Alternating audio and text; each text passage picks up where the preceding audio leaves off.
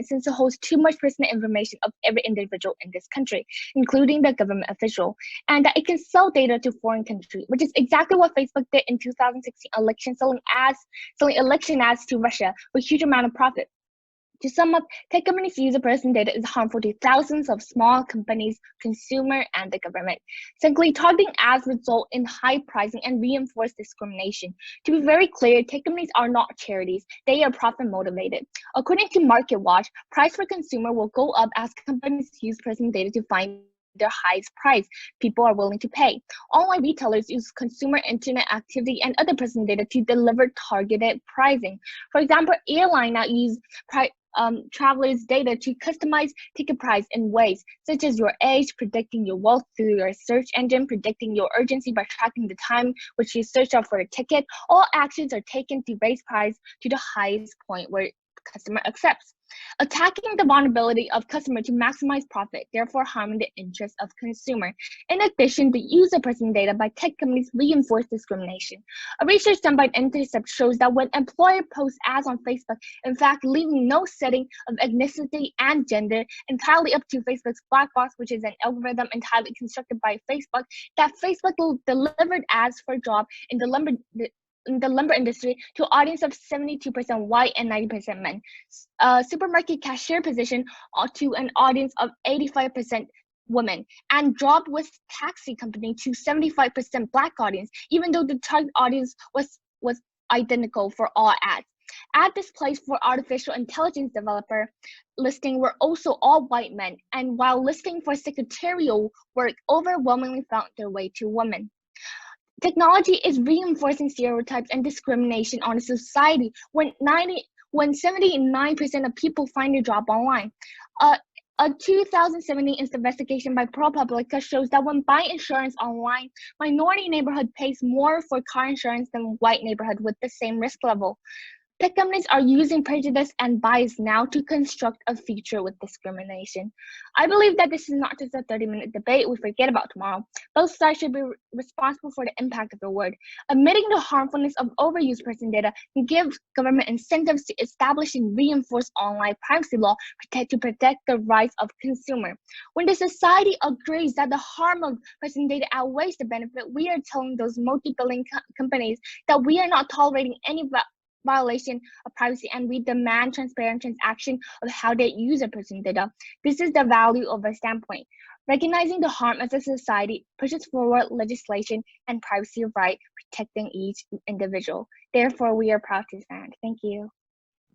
Okay, thank you very much. Moving on to the first crossfire. Pro has the first question. I have the first question. I'll start. Now, despite all your examples of monopolization of Facebook, you have to realize that Facebook is right now currently in the middle of an investigation and facing over $5.3 billion in fines and is being regulated by the GDPR. So these issues are being dealt with in the status quo. So why is this a huge problem on your side? Can you please tell me why Google is still fined after the release of the law of GDPR? Because even though there is law, the law doesn't work. I'm not talking about Google. So here's the thing.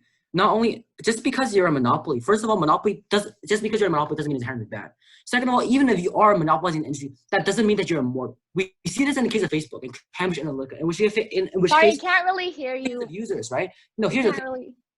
I can't really hear. Can you say it again? Okay, so I think that because does not mean that you're immoral. Google faces over $7 billion worth of fines and are being regulated, and so is Facebook. These issues are being addressed in the status quo. So why do you think it's such a good idea to still address it as an actual problem while on our side we're saving lives? Because it is still a problem, even though you publish so many laws.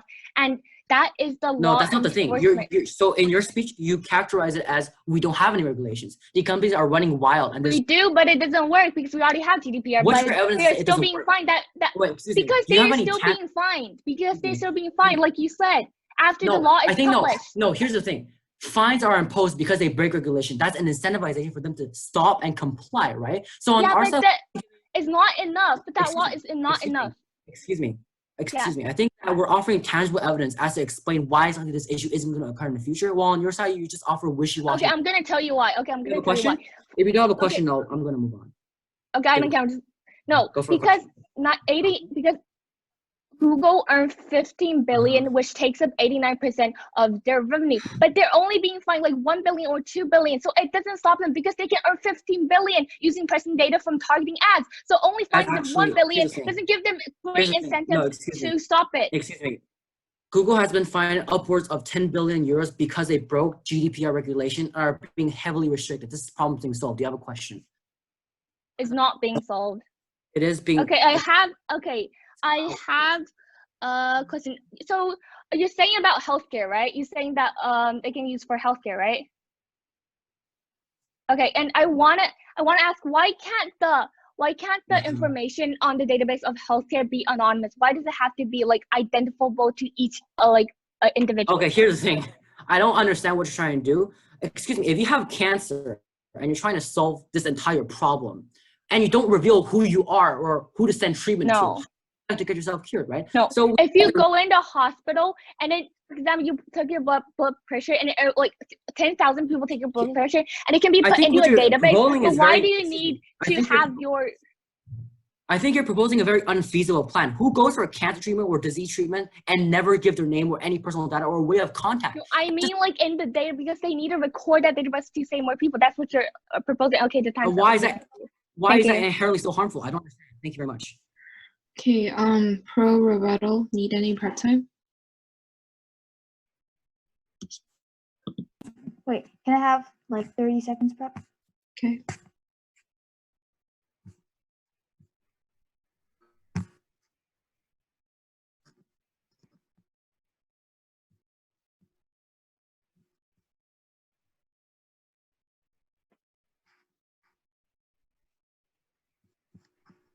Okay, I'm ready.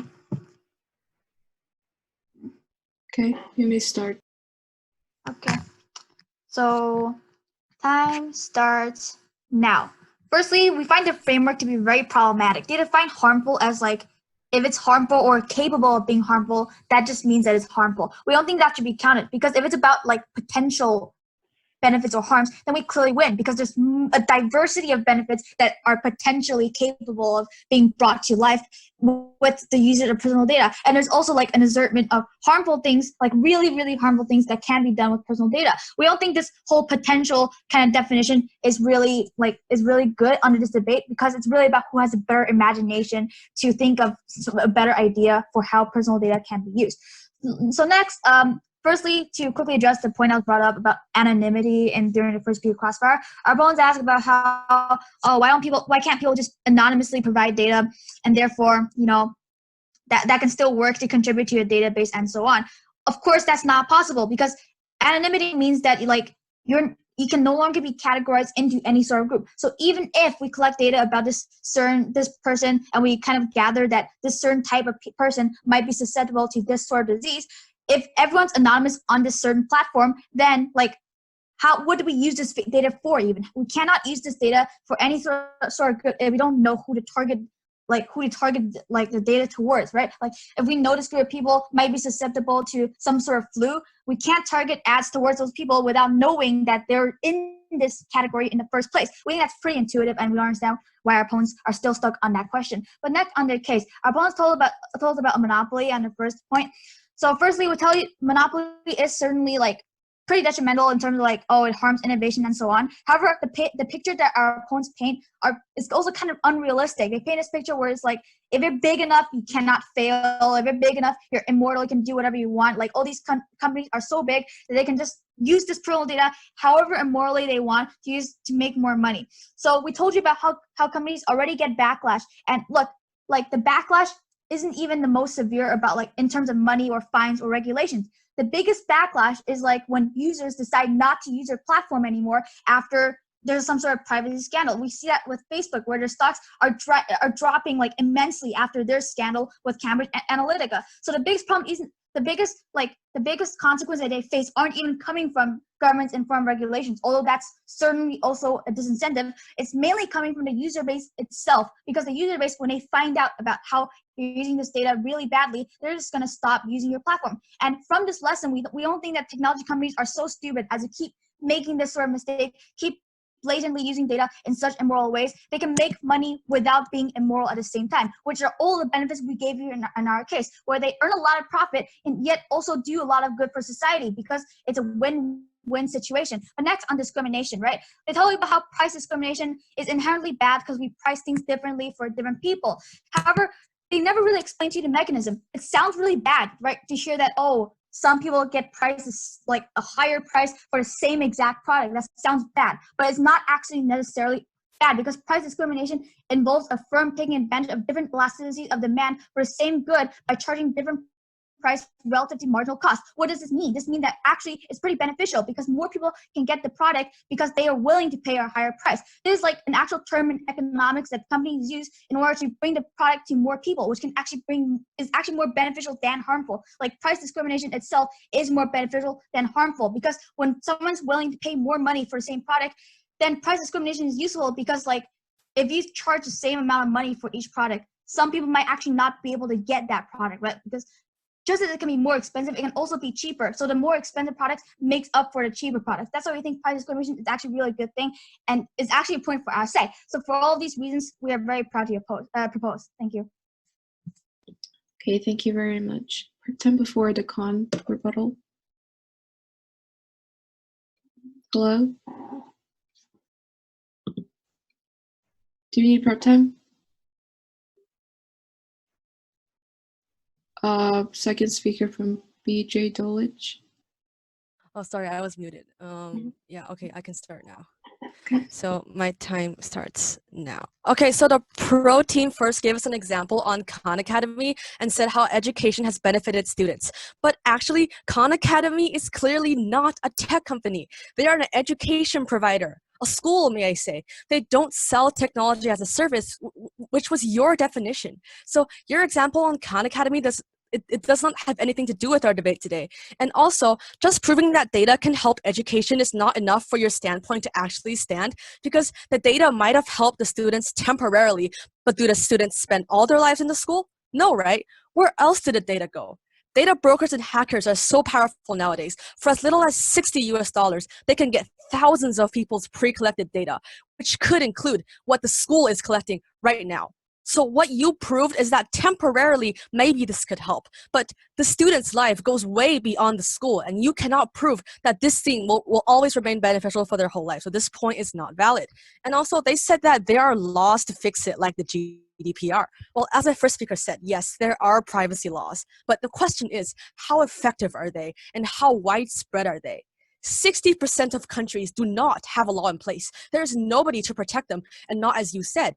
And also, companies can get around privacy laws that regulate the sale of data by just not selling it. This is a legal loophole that allows companies to use the data and give it away to others while still get what it wants.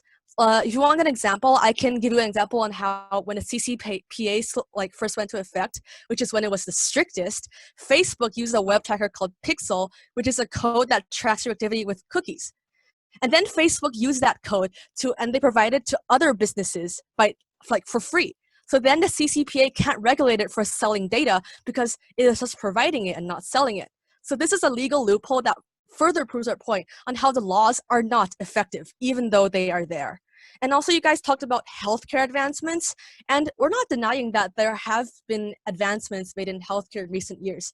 But however, your point on healthcare still should not be considered, and here's some background information on why. Just last year, a survey by the Rock Health Digital Health Consumer Adoption Survey showed that, yes, people are willing to share their data for further medical advancements. But when it comes to who they share it with, more than 90% said no to letting tech companies have their data make advancements, while over 70% agreed to sharing the data with physicians, hospitals, pharmacies, and those kind of people. So what do I say? So what you proved is that they are willing to share it with the other people to make the advancement and not the tech company, because 90% said no to letting them have it. So you're actually having a lack of background info to the example you gave, and therefore this point is ours. And further on your big point of healthcare, do you know how easily it is for tech companies to misuse the healthcare industry data? In 2017, the regulators in the UK determined a partnership between Google DeepMind and that country's National Health Service, and they found out that they broke the law together for unpurposely overbroad sharing of data. This missteps just underscores how easy it is to mishandle, even accidentally, highly regulated medical health information, which you guys keep saying is secure because there are laws. But examples from the past have proven this is not true. So therefore, your point does not stand. And you guys said something about enhancing user experience. But this is also not true because enhancing user experience, again, temporary. What about the long-term effects of data collection? Tech companies are narrowing down our freedom of choice, which decreases user experience in the long term. Here's the chain of reactions. So the more tech companies collect in user data, the more accurate the analysis of big data, the narrower our choices will become, as all the companies will try to maximize their profits by going in that one direction of which the big data predicted. This is their way of maximizing their profits by minimizing our choices, which is decreasing user experience. Therefore, your points do not stand. Thank you. Right, are you ready for crossfire? Yes. Do you want to start with the question? Yes, because I'm going first. Okay, time starts now. Right, my first question to you is firstly on Khan Academy, right? You told us about how it's not an education or like it's not tech company. When in my case, I Yes. literally told you education technology is a sub-branch of Silicon Valley technology companies. It's literally definitionally technology company. Did you listen to our case or do you have any sort of rebuttal to that? What I'm saying is, your example of Khan Academy, it's like one organization within what you said. So they are an education provider, and you can't just twist that into No, saying, in my well, case, this is the tech no, company. in my case, I told you about education technology and about how Silicon Valley technology companies are raising more of these education technology. One example we gave you of an educational technology provider is Khan Academy, which uses algorithm based on your personal data, like your age, like your grade, and so on, to provide you like services, like lessons, and so on. It's under education technology. Okay, which is fine. under Even technology if company. we Now, say, do you have fine, a question, or do you have some sort of contestment to that? I would like to say, even if Khan Academy is a tech company, I also question your thing about like this data that the school is collecting. They might be helping students temporarily, but does the student's life literally just stop after they finish school? No, right? The data they collected is permanent and they are We stored. really don't understand your point about how life stops after you end school. See, the benefit of going to school. Would you like us to explain why it's beneficial to have good education, or do you know that already? What I'm saying is that your data collection, you're trying to prove that it benefits students, right?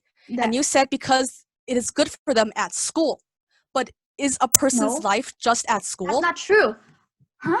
We don't really understand your contestment to that at all. Because our whole point, if we wanted to reiterate that, I will gladly do so. Our whole point is that because of the algorithm that uses data, it can actually more efficiently provide lessons to students. As in, if you're bad at a certain subject, the algorithm remembers that and weighs and balances your lessons accordingly to help you improve at the certain subjects that you're weak at. We think that's really beneficial for how you really get what you mean, but I feel like the thing I'm responding to and what you're asking isn't like the same thing. Life doesn't end when you end school, but life goes on, and school is preparing you for your future life and your future career. So if we don't have another question, now I'll be moving on. My next question is about your framework. You talk about how we should consider all the potential harms, as in, in the long term, all of this technology and data are being used for harm, because you basically concede all of our benefits in short term, but in the long term, you keep arguing like, in the long term, everything's going to go to hell, and that's why we shouldn't use the data. But this debate is clearly set in status quo. The debate reads in the status quo, like the usage of personal data by technology companies, are they more beneficial or harmful? Not will they be more beneficial or harmful. It's not set in the future at all. There's no impact to any of your potential harms. And if you would like can we give you potential benefits? Can we give you potential benefits if you can give us potential harms? Yes or no? I'm sorry, time's up. So no answer. My partner will answer you. Now moving on to the summary speech. Do you need part-time? I'm gonna need 1 minute part-time, please. Thank you. Okay.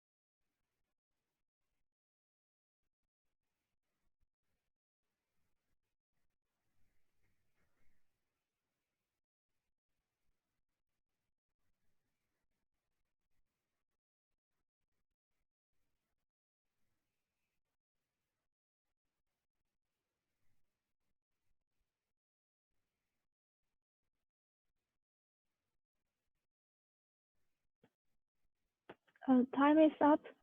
1 minute.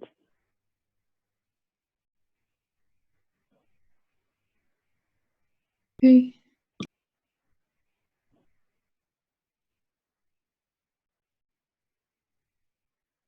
Henrik, you're muted. I'm sorry. Four things in my speech. First of all, I'm going to offer clarification. Second of all, I'm going to offer you classroom monopolization, education, target pricing. First of all, notice the base states the usage of data is more harmful than beneficial within tech companies, right? It's not saying that the usage of data by tech companies are or will be more harmful than beneficial. We're talking about a status quo, so we want actual tangible impacts and tangible evidence from our opponents, in which case we haven't seen any of that throughout the whole debate.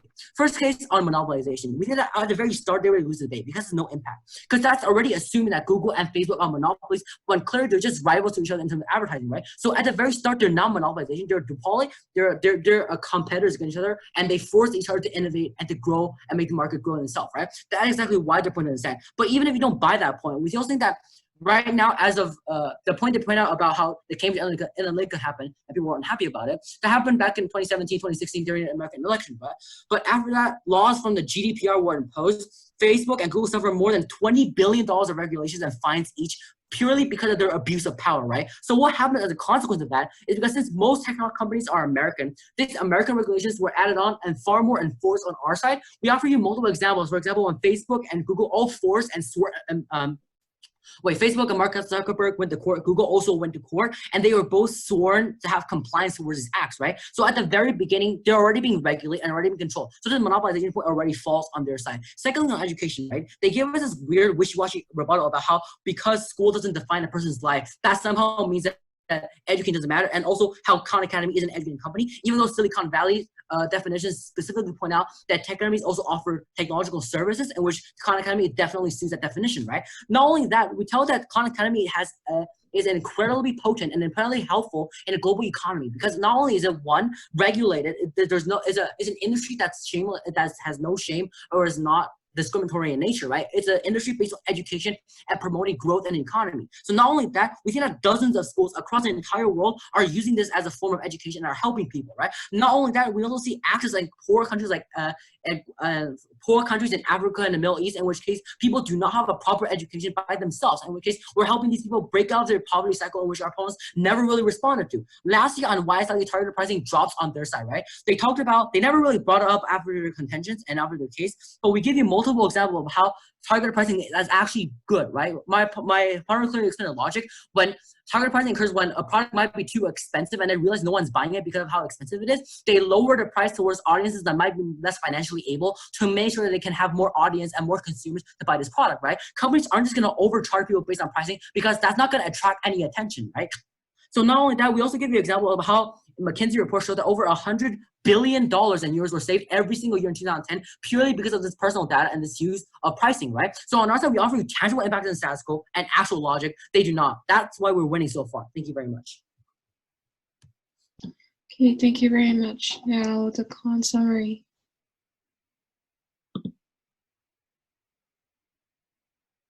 You're also muted. Okay, I can start now. Okay, I'm really sorry. We probably made some confusion to the judge. Now I will probably clarify. I will try my best to clarify some things. Okay, so what we said is is capable, because we not only want to focus on the short-term effect but the long-term effect. Okay, maybe for example, maybe now, okay, education can help us education, but they have your personal information. It sticks with you for your life. So it does. So when you later go on in your life, they can discriminate you using job advertisement and these. This is what what we're talking about, because it's capable of meaning what it can do in the future. We need to also look at the long-term effect, not only at the present instant effect. Okay, now let's look at this framework. Okay, they say that if we prove that it's very efficient, then we win. But our side do not think efficiency should be prioritized for privacy, security, and freedom. We don't. It's if you talk about efficiency, then we don't think a bunch of people being manipulated by tech companies. Okay, having growth of GDP. I don't think that is counted as beneficial. We want everyone to have privacy, security, and have a choice of what they're choosing, not only counted for their money. Okay, and then to talk about on Khan Academy. So actually, Khan Academy is actually a charity. So it is founded by, and then it is supported by Bill Gates Foundation. It's like a charity, so it's actually not a company. Like they volunteer, they don't pay their workers. Okay, and then I want to say that I really don't know why you have to get my personal information in order to want me to learn. Why do you need to know who I am? You only need to know that I got 1 plus 1 equals 2 wrong. Why do you even have to know, okay, I'm Sally, and I got this wrong? Why can't you just put every individual as like a figure and then just say, okay, this person got this wrong. Okay, so we're gonna give this. Why does it have to know my birth? Why does it have to know my gender? Why does it have to know my race? Okay, I want the pro side to respond to that. And then the pro side never talked about what we mentioned about discrimination to race and gender. All they talk about is price discrimination, but we're also talking about how to discriminate race and gender.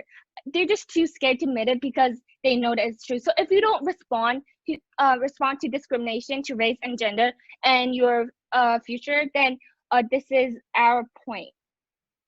And also, I want you guys to give us data saying why Facebook is losing their users. And you guys also said about Google and Facebook. Okay, there is 2 companies, so that is not monopoly. But what you don't know is that there are lots of types of monopoly. There are dual monopoly. There are lots of types of monopoly. Monopoly doesn't mean just one company. For example, Microsoft and Apple, they're also monopolies in the market. That doesn't mean there's only one, but it still counts as a monopoly. Okay, thank you.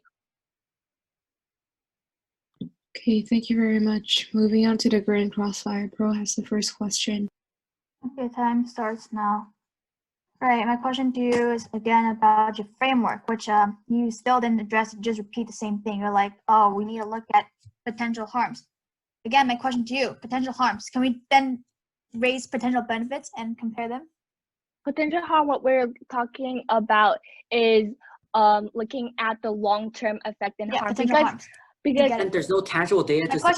My question to you is firstly, twofold question. Firstly, how do you even impact those potential harms? Do you have any evidence or any sort of like empirical data to impact it? Secondly, if you can raise up potential harms, can we also raise up potential benefits? Because if so, we'll probably win this debate. Well, because the definition of benefit is capable of causing, but I did not see any definition. Harm is also capable of causing harm. What? So can we also introduce some potential benefit? Okay, fine. Now answer my other question. How do you impact your potential harms? We've given out impacts and evidence and everything you've asked for in my first. No, you've given out a lot of assertions that Khan Academy is going to steal your data, and when you grow up, we're going to use it to. That's not what I'm saying. What you're saying is data collection benefits students. That's your point, right? Yes, and you said that the data might be used for harm later on. So what's your evidence to back that up? What I'm trying to say is, does the student's life end after school ends? No. I'm very right. No, not true. And the data they collect will stay with them forever. It is a permanent thing. So what's the impact of that point? Discrimination, political manipulation, and so many things so what's your evidence? Has already said. What's your evidence that Khan Academy is going to use that data to discriminate? Something? Go on. I don't think both sides can give specific evidence of how they're like long-term benefit or long-term harm. So we are proving. How do you know the future? No. Agreed. We don't. Neither side can do this because so this is why we're using logic. I don't think this debate should all about. But then your entire case. Public forum debate is about evidence. You need evidence. Logic does not work because you don't know the future. We can't predict the future. This is why we're using exactly. So you can't use logic because you can't predict the future unless you have some sort of reputable evidence or like data analysis from an actual expert.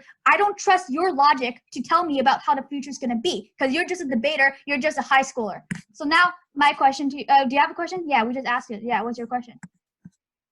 So you guys had a point on healthcare and you like, I didn't hear a response from you about how like on the point I said on like the healthcare industry data is extremely prone to mishandling. And I've given you two examples. Based on GDPR that was imposed 2 years ago, healthcare data has to be encrypted. Can we say that all Please stop interrupting. All your Can you point please stop is interrupting? I'm based trying to on answer your a He question. asked law us for enforcement. evidence. Can you stop interrupting when we're giving you the evidence you asked for? I'll repeat the evidence in my final focus. Thank you. Okay, you have the rest of your prep time until the final Yeah, focus. yeah, can I just take the running prep time? I'll just start when I'm done. Yeah.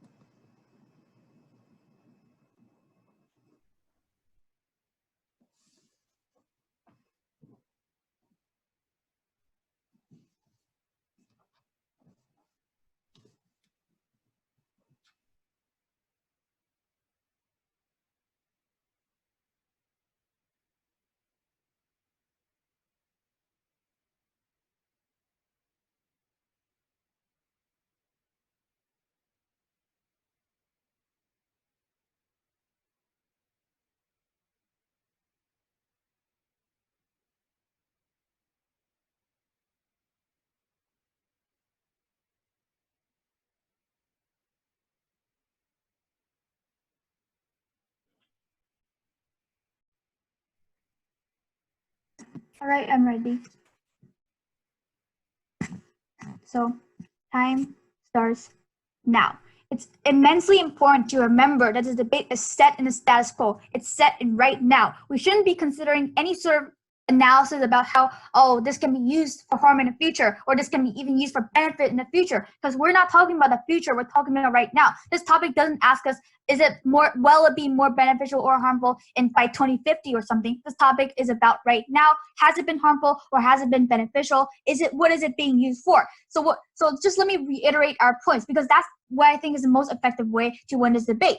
Firstly, we help prevent diseases with awareness. The American pharmaceutical industry spent an annual sum of $2.5 billion on advertising on various social media platforms. With the rise of social media and the decay of traditional media, more of the money are being diverted into funding those ads. Secondly, we help alleviate inequality. Khan Academy has 48 million users, and Google has lent support to help Khan Academy translate many of its lessons into the world's major languages. It's all free thanks to funding from the Bill and Melinda Gates Foundations and others, which makes it very accessible to anybody that has a computer. Thirdly, we benefited customers by helping them save money. A McKinsey report used conjoint techniques to estimate that in the US and Europe, consumers received 100 billion euros in value in 2010. And this figure would have increased exponentially in a decade that targeted advertising technology has improved and been more efficient.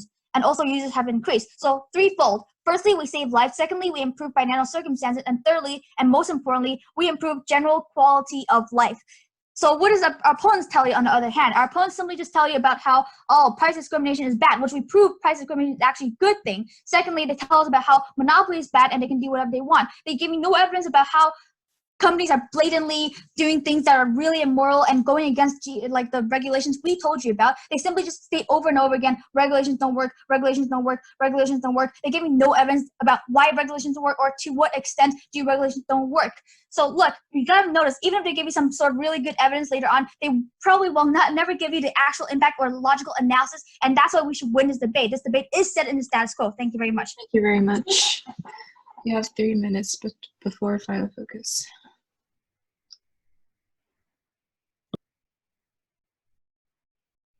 Yes, I'd use all my prep time. Thank you.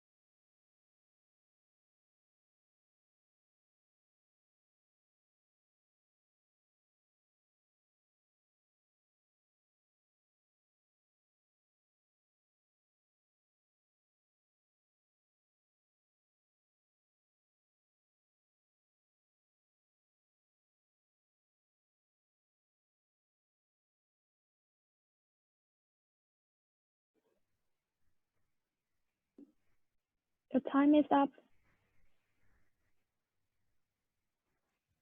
Okay, hold on.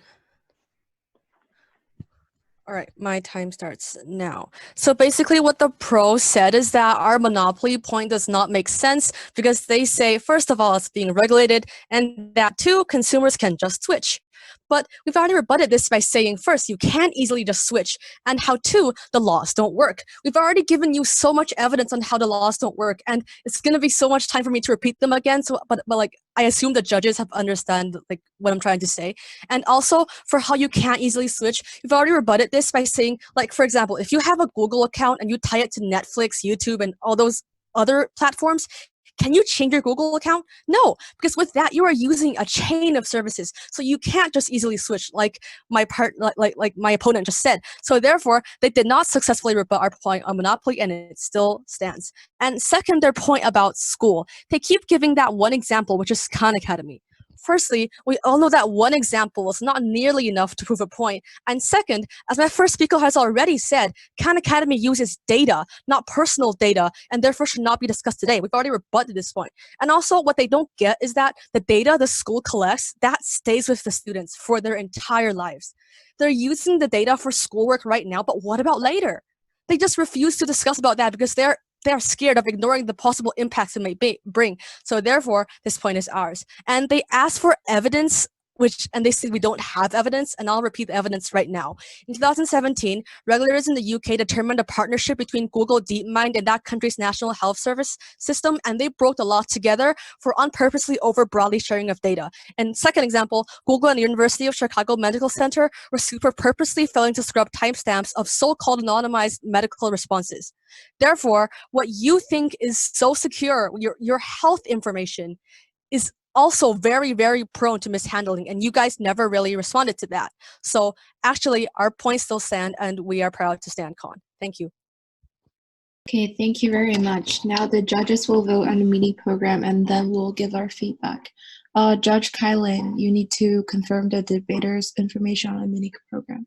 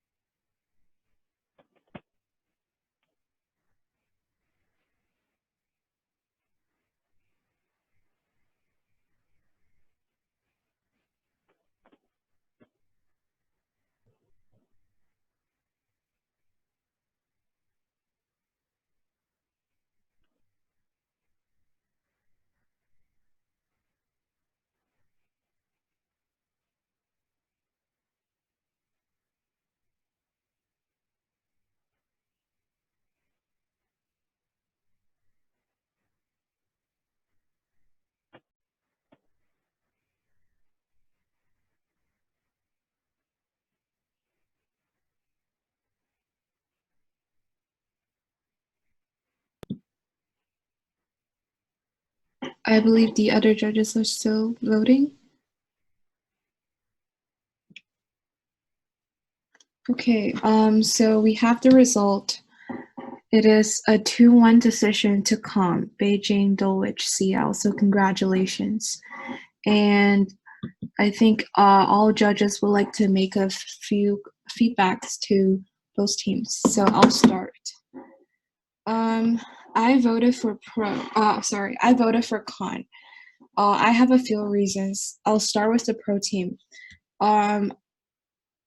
Because I've seen like Amelia and Henrik debate for a couple of times, I have to say that I don't think that this round was your best performance. I think the main reason for that is that first, you did not stick to your own case enough. Like I didn't hear enough information about healthcare or your defense or your response to their attack on your second contention, right? You focused a lot of energy on the Khan Academy contention, which is okay. However, you never provided the full link as to how, like, why Khan Academy needs the identifiers from students. Like, why do they need to know their, like, the personal informations that are able to identify them personally, right? And you never told me how. Wait, let me look through my notes. Oh, you never established why Khan Academy's success was mainly based on the use of personal data, right? Because like I think your final focus speech, you talked a lot about like how Khan Academy is able to help development and economy globally, and how it alleviates like discrimination or like poverty in Africa by providing them equal education, right? I think that's correct, of course, but you never told me why it was able to do that because of the extraction of personal data. I would think that it is possible for Khan Academy to provide free education because Bill Gates Foundation is offering them money, right? So I'll start with your case. I don't think the preamble before the contentions come is really helping your case, right? I think the real information in your case started after the first minute. So I think you could have used this first minute to maybe extend to another contention, or like adding more solid, I don't know, just I would suggest having another contention other than just education and healthcare. Don't get hung up on unimportant questions, because like you spent almost 2 crossfire talking about, like the both teams spent almost 2 crossfire talking about how like Khan Academy doesn't collect data, how like Khan Academy is not a tech company. But you could easily answer that by saying that yes, however, Google in this case as tech company is collecting data and analyzing it for Khan Academy. So we're still within the discussion of the topic. And the second question that was brought up a lot was about like how student, they only receive education for a while, and then after they graduate, their personal information will still be like manipulated.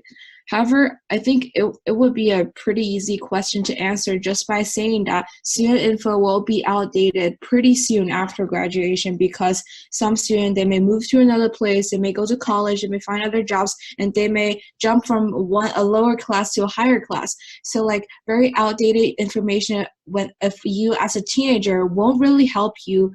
For example, they won't be able to really manipulate you politically, because your political implications might change drastically after you go to college, right? So that's a very easy question to answer. If you had answered that question earlier on in this debate, you would have more time to discuss your own contentions. And I don't understand why you were keep pushing on like the potential harms or the potential benefits. I don't think that really helped your case. I know that your case is built based on like currently existing benefits, right? But even if they say yes, you can bring up some potential benefits, that isn't even linked to your case, right? Even if you can give me a laundry list of potential benefits, you don't have evidence to support them, right? So it's best to just stick to the contention that you already have in your case. And also, you cannot only rely on the GDPR defense saying that it'll fix everything, and saying that like all the breaches came before GDPR was established. But I do think that it's fair for you to say that Google and Facebook have been fined like 20 billion. That's a lot of money, and it's a sort of an effective deterrent. Yeah, I think that's all for my comments to the pro debaters, because I know that you two are very, very good debaters. So I wanted to give you my honest opinion on this round, so that you will hopefully evolve and become even better debaters in the next tournaments. I think the Khan did a very good job. I love your rebuttal, especially at the end when you're compared to side through like Lana's short-term impacts. And I think you push for their potential weaknesses in summary, which is very good. So finally, my reason for decision is because Pro lost on their first contention. They didn't expand on their second contention, while Khan gets to keep the partial impacts of a monopoly, and their racial/gender discrimination was never fully answered. Okay.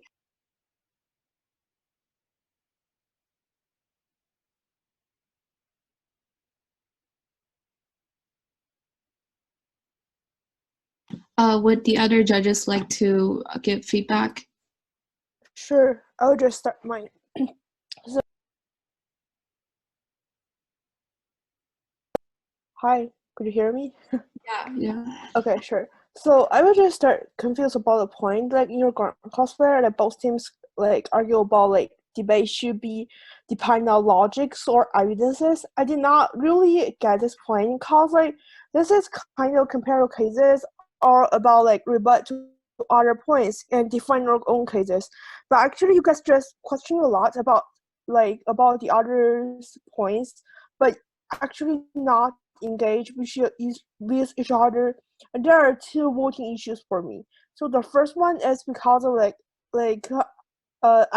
academy.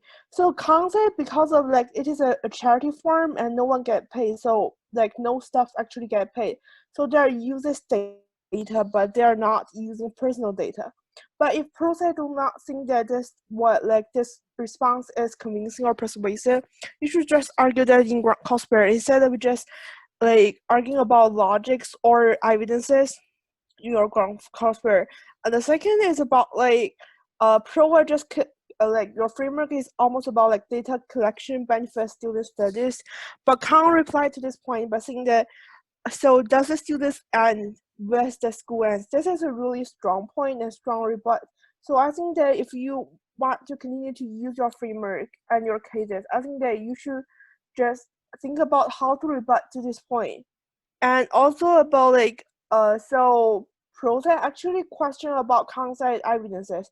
So a little suggestion for you. So I think that you could use prep time to check evidences. That would be better because like when you ask questions, when you ask for evidences, can't just set it in their final focus, but you don't have time to rebut this anymore. So it means that what if this evidence is not that convincing or persuasive, or this evidence is not that logical, and you could not like say a single word about it.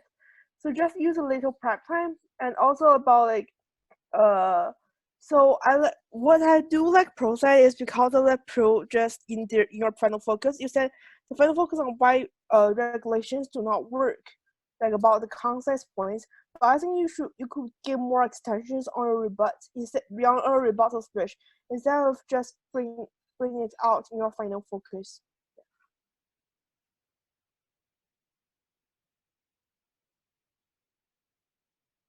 Oh yeah, I vote for Kang. Okay, can everyone hear me? Yes. Okay, I voted for the pro side, and I think both teams did a really good job. And I think the pro provides more impact, while the con emphasize the consequence of the irregular use of data are not reflected in the debate in the form of specific examples and their impacts. And it seems to me that the pro set made more useful arguments, and I like the fact that there is some thought into bringing innovative solutions such as education issue. And however, the pro set could also work on framing the arguments so it can be a bit more cohesive. And the concept did a bit better on this. They delivered a tighter presentation, although I wish the idea were more varied. Uh, using Facebook's face recognization's vulnerability as an example is very compelling. But like you said, we are not going to spend our life in school, and that doesn't mean the benefits doesn't exist. To me, I think for monopoly, the con needs to provide more evidence so the province and the educational benefits. I think I believe the pros idea more than the cons. And for like the first judge said, the healthcare part, I think the con is more persuasive for like they mentioned about in their rebuttal speech. I think the second speaker of the con side, did a really good job for his for the rebuttal speech, and that's actually a very difficult decision for me to make. I voted for the pro side because both of you have did a really good job, and I appreciate your presentation. Thank you. Thank you. Congratulations. Thank you. Okay, thank you everybody. You can leave the meeting room now.